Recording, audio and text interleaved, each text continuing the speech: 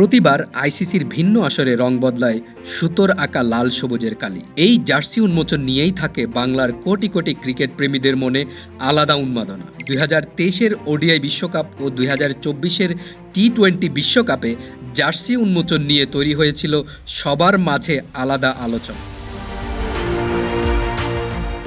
বরাবরের মতো এবারও চ্যাম্পিয়ন্স ট্রফির জার্সি নিয়ে আগ্রহের কমতি নেই। তবে এবার যে জার্সিতে নতুন চমক আছে তা বোঝা গিয়েছিল টাইগারদের দ্বিতীয় দিনের অনুশীলনে। ব্লু এবং ব্ল্যাকের মিশ্রণে অন্যরকম এক উপস্থিতি বলে দিচ্ছিল এবারের ডিজাইন আগের চেয়ে অনেক বেশি আলাদা। আগের মতো জার্সি উন্মোচন অনুষ্ঠান নয়। 16ই ফেব্রুয়ারি রবিবার বিসিবি তাদের সোশ্যাল মিডিয়ায় একটি ভিডিও বার্তার মাধ্যমে নতুন জার্সির খবর জানান দেন।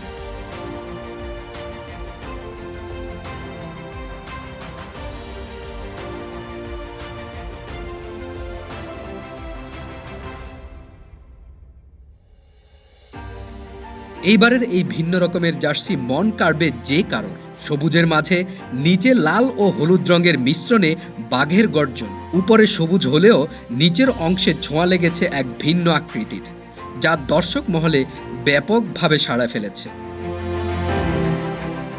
তাই বিসিবিকে প্রশংসায় ভাসাচ্ছেন দর্শকরা। কারো কারো মতে এই জার্সি 10-এ 10, আবার কারো কারো মতে 10-এ 9, কারো কারো আছে ভিন্ন মতো।